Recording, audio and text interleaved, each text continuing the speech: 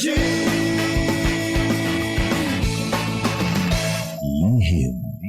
ng liham. Ang pinakamakulit na girlfriend mo sa balat ng radyo. Isang magandang morning sa inyong lahat! Ako pa rin po nag-iisang girlfriend mo sa radio. My name is Lindsay. Makulit pero may puso, handang makinig sa mga kwento mo. Alam mo, feeling ko kailangan mo na siyang iwan kasi it doesn't make sense. Ang kwento sa lihim ng liham.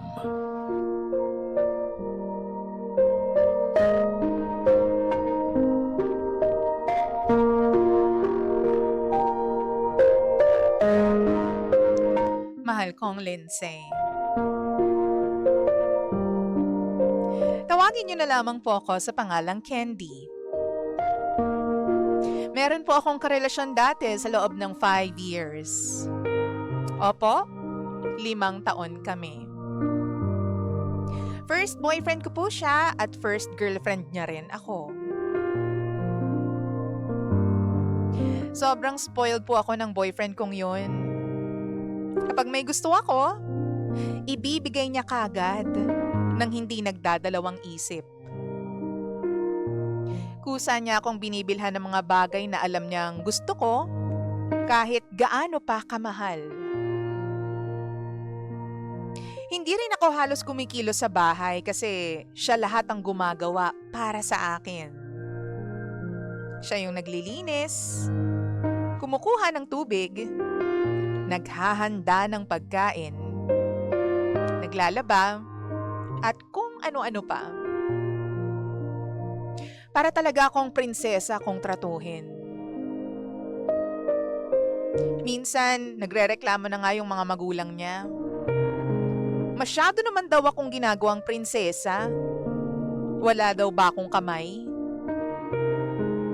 Naiinis pa ako noon kasi kusa naman niyang ginagawa lahat para sa akin kasi gusto niya. Ganun ako kaswerte sa boyfriend kong yun. Pero may isang bagay kaming laging pinag-aawayan, DJ Lindsay.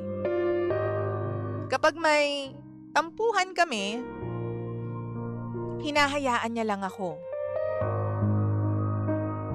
Minsan matutulog siya o kaya maglalaro lang. Tapos kinabukasan, magme-message na parang walang nangyari. Sa loob ng 5 years, ganun lagi ang eksena namin. Ako ang unang lumalapit. Ako ang unang sumusuyo. Hanggang sa napagod na ako. Idagdag mo pa yung mga napapanood ko sa social media na kesyo, huwag daw magsettle sa lalaking hindi marunong maghabol o manuyo. Alam ko naman na swerte ako sa kanya. Pero nakakapagod din pala na laging ikaw ang naghahabol para magkaayos. Naghiwalay kami. After 3 to 4 months, nagkaroon po agad ako ng bago. Oo, ganun kabilis. Itong bago ko, umabot kami ng 10 buwan. Pero ibang-iba kung paano niya ako tratuhin kumpara doon sa ex ko. Kung dati, mahinahon akong kinakausap, ngayon, nagsisigawan kami. Kung dati, parang prinsesa ako, ngayon, pinagdarasal ko palagi na itrato ako ng tama.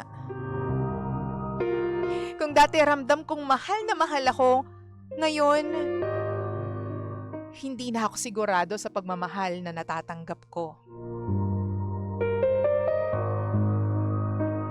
Sa loob ng 5 years namin ng ex ko, wala kaming naging problema sa ibang babae. Pero dito sa bago ko, Ang daming nakasave na videos ng babae sa cellphone niya. Instagram, TikTok, pati search history punong-puno. Ang mas masakit pa, itong kababata ko na mahilig mag-post ng sexy pictures, sinesearch niya rin. At ang dahilan niya, grabe daw kasi yung epekto sa kanya kapag nakikita niya yun. Tapos kasalanan ko pa raw kasi hindi raw ako nagsisend ng pictures ko sa kanya. May time pa. Nagsigawan kami sa bahay ng kaibigan ko. Ang dami ring nangyari bago pa yun. Pero may time na hindi ko makakalimutan.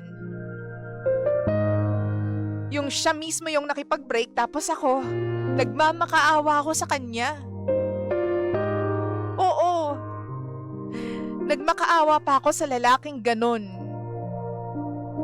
Binaba ko lahat ng pride ko kasi ayokong mawala siya sa akin. Kahit kinuha niya lahat ng regalo na binigay niya sa akin dati.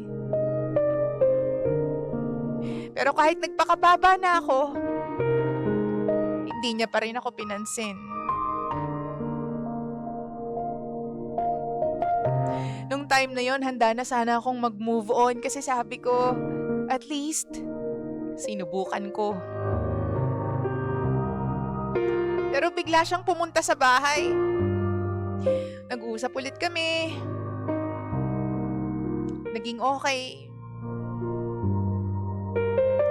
Naging okay kami kahit hindi ko naman alam kung maayos ba talaga ang pakiramdam ko towards him. Naguguluhan po ako. Napapaisip tuloy ako. Siguro kailangan ko talagang maranasan lahat ng to para ma-realize ko kung ano yung sinayang ko noon. Minsan talaga, saka mo lang ma-appreciate yung taong tinrato ka ng tama kapag nasa maling tao ka na. DJ Lindsay, sana mapansin mo itong sulat ko. Kasi gusto ko lang talagang ilabas yung nasa loob ko. Hay, buhay. Muli, ako si Candy. At ito ang lihim ng aking liham.